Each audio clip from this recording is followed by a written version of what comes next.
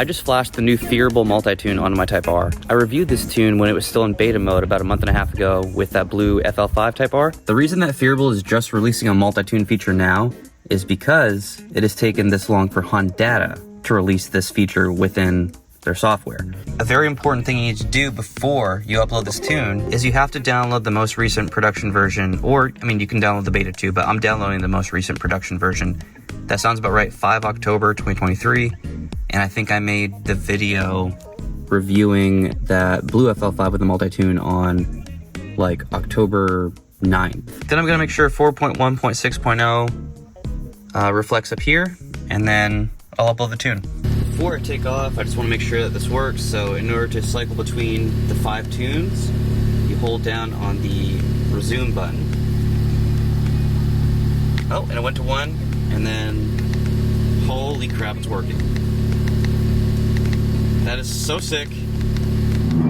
So tune 1 is Street 1. That's going to be designed for optimal traction, it says. Street 2 is more aggressive first and second gear. So you're not going to have as much traction control interference. I think I'm just going to go right to the race tunes because I've been using the street tunes for, God, I don't know, like the whole entire time I've had the Phearable tune. So I think you guys probably want to see the race tunes. I'm going to go to R mode. I'm going to hold down the resume button. It went down to 1, you saw that. Now I'm going to click up to tune 3, which is race 1. Let's see here. 3rd gear, we'll see how it feels.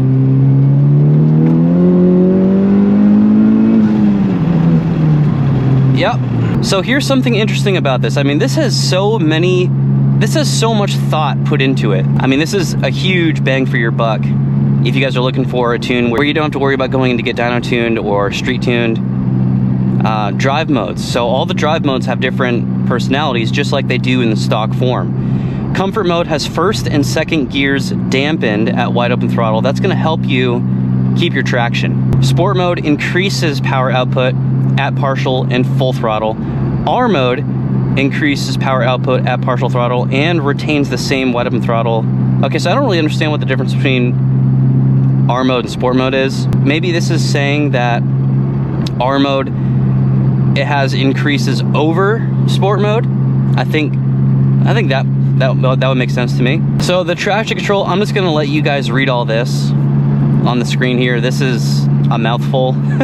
So yeah, you can read that for yourselves. All I know is that I never have cruise main on because I think the Hondata traction control is better than the Honda VSA.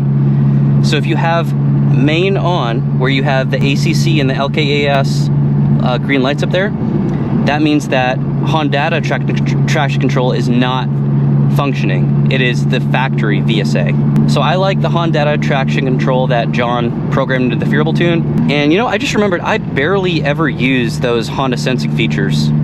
I use the lane keep assist every once in a great while, like maybe twice a year. All right, if I was watching somebody on YouTube making a video reviewing this, I would be most curious about first and second gear. This looks like newer pavement too. Might be a little more slippery. That's okay. Should I do first gear or second? I'll do first.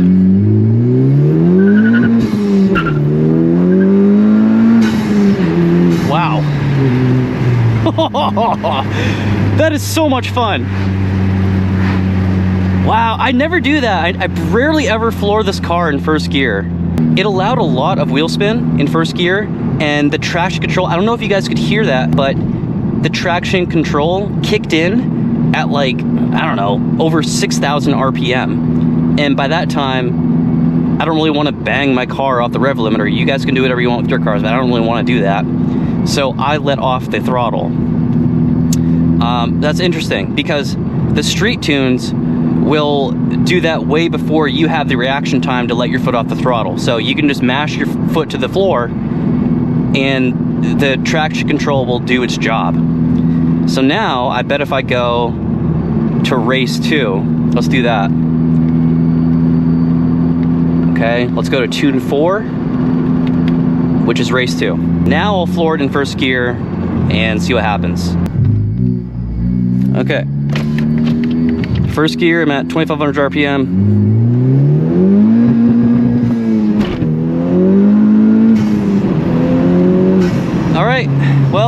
was a huge failure on my part. I actually let the car, it didn't bang off the rev limiter. I'm sorry guys, I have a cold, that's why I sound like so annoying. But it hit the rev limiter, and then it kind of just like cut power. That was weird. Let me try second gear, just straight up second gear pull and see if it spins out.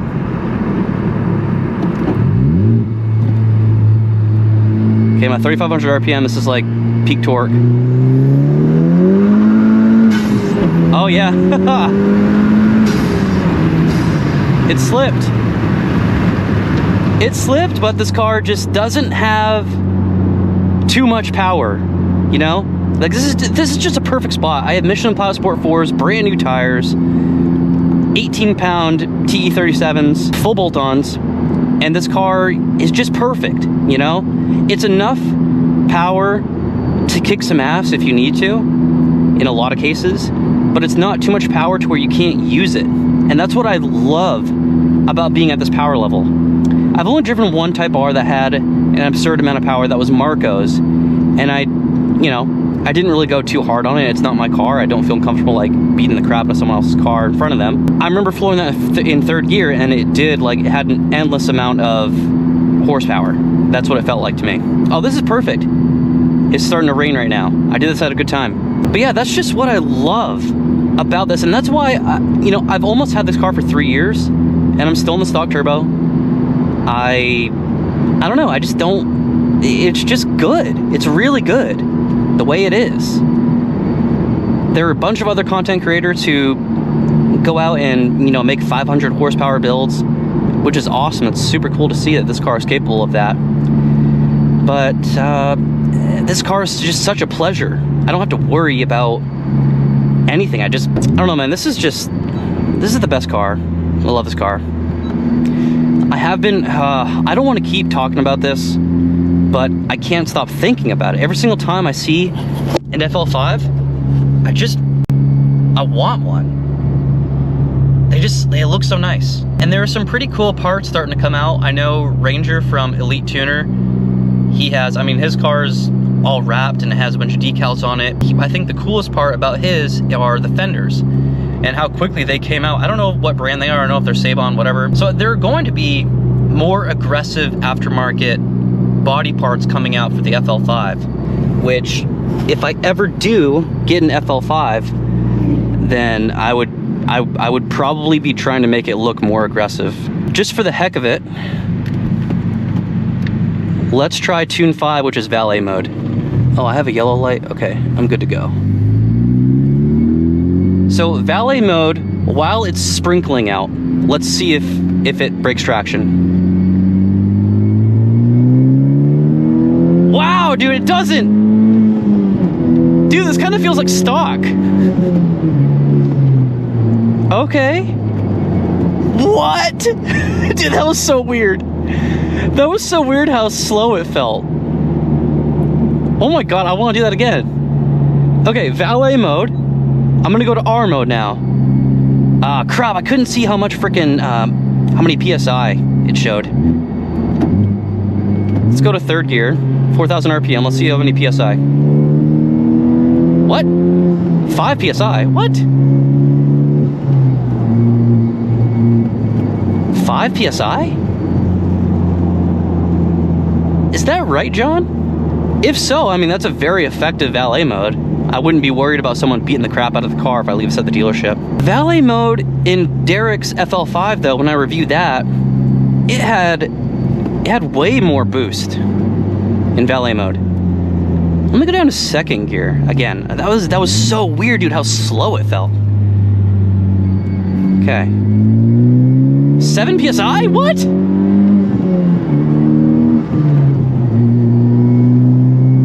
That is so weird, dude. How slow this car feels. Oh my god. Okay, well, yeah, if I need that, it's there. That's cool. I think what I'm gonna daily right now, probably Street 2. Let's do that. I'm on Street 2 now. That's the biggest thing I miss about using K-Tuner, is that K-Tuner has the multi-tune feature. And that was so cool, dude. I really miss my 2020 Civic Si. I I had the Phearable tune, I had the TSP and then the Phearable tune. And you could cycle between 3 different modes. But hey, this is good. This is good. If any of you guys watching have like an extra screen setup or extra gauges, let me know what you do. I know there's like a P3 gauge that you can get that goes right in here in this vent, which I think is super neat. But I really like my air conditioning, man. This place is hot. I have the AC on and it's December 3rd. Like, it's just hot here all the fucking time, dude. We're picking up Vivian's Jeep right now from High Tech Automotive. These guys are really good, really nice, but man, there's no way around it. This was an expensive job. She doesn't technically have like a whole brand new top end of her engine, but damn near. Look at that thing. Swear to God, if this thing starts acting up again, we're dumping it. What the hell was going on back there? Let's see, bud. Why's the head unit reset? Yeah. Well, I think the battery is under the passenger seat. That's why it was all the way forward. Oh. And I think they probably, I don't know, had to do like a hard reset or something on the car after all the work was done. That's what I'm guessing. Damn, you're listening to metal today? May the power of the car gods bless you with a safe and cool ride home with no overheating issues. There better not be any issues. Well, there's the Jeep. Vivian drove it home yesterday and she said it did fine and it's back to normal. So that's good. I think between the head gasket... So they got the car back together last week. And then they went to take it out for a test drive to make sure, you know, they put the engine together correctly and everything's good. And they noticed that something still wasn't right. So they brought it back in, did another pressure test, and they discovered that the radiator was leaking. Of course. So I got a call yesterday morning from the mechanic, and he explained all that and said, hey, is it okay if we go ahead and do the radiator job? We already have it here. I just wanted to call and make sure. I talked to the owner, and he said what he can do for you is he will reduce the cost of labor for the whole entire job to make it look like the radiator was part of the package from the get-go. So here's a picture of the invoice. I got some pretty hefty discounts. I mean, that would have been like without the discounts, that would have been like a $4,000 job, but instead it was $3,200. Anyway, that Jeep better not mess up. It's a really good car, dude. Like, everyone who comes over and drives that car, like Vivian's mom, my parents love that car, and my dad has, for the past 20 years, he's owned Toyotas and Hondas. My mom has strictly owned Subarus since 2007, and they both love that Jeep. It's cool, man. It's a little tank. It's got a V8. So this is now the, oh, Ellie, poor Ellie has a cough. Those freaking kids at daycare get her sick all the time, man. Get me sick too. If you think about it, guys, in what SUV can you get a V8 nowadays? I don't know if GMC is still putting V8s in their Yukons and their Suburbans. Well, the Chevy Suburban, you know what I mean. But even the Toyota Sequoia, that's now a V6 turbo. The new Jeep Grand Cherokee, that's still a 3.8 liter Pentastar V6. And in a 5,000 pound vehicle, do you really want a V6? I mean, I don't think there's anything wrong with that. I'm sure they're building these engines appropriately for the vehicle that they're going to be in. But how cool is it going to be like 10 years from now to have an SUV with a naturally aspirated V8? So what we're going to do is we're going to find her a 2020 Jeep Grand Cherokee.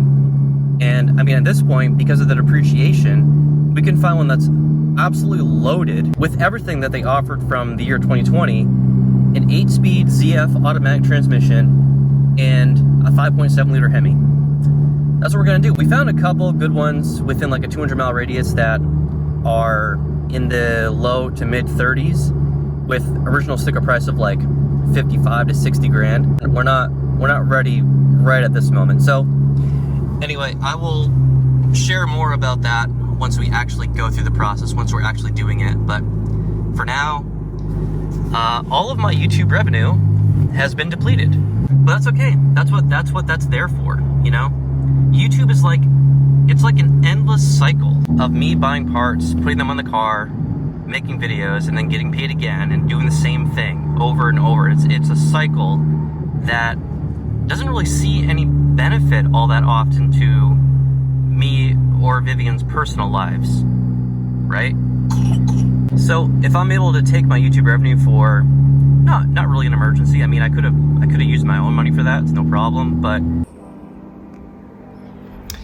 well, today is December 5th. I stayed home because Ellie was projectile vomiting this morning. She has been sick so much since she started going to daycare. And Vivian and I have been getting sick more than I've ever gotten sick in my life. But anyway, this is the last video you're gonna see with the Type R tuned to 93 octane. Next video, I will be installing the PRL Flex Fuel Kit V3. Other than that, the GTA 6 trailer came out yesterday. Oh my God. Dude, I just checked, it has 75 million views. It broke a record.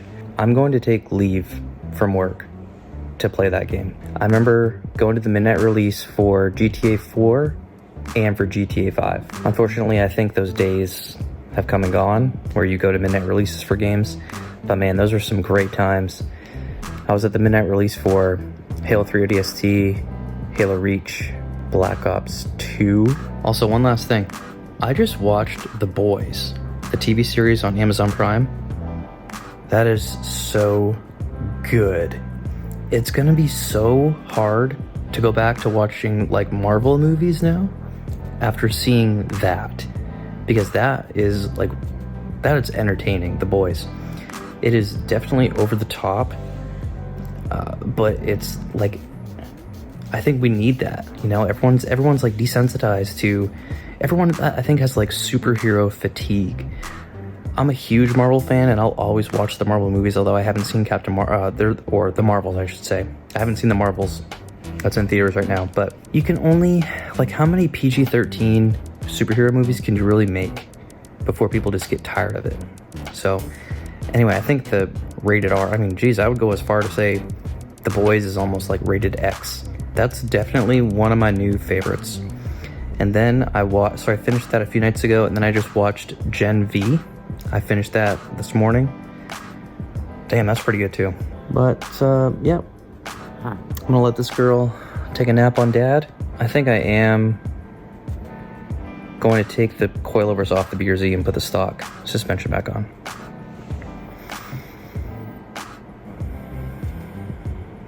I don't know, we'll see. All right, later, muchachos and muchachas.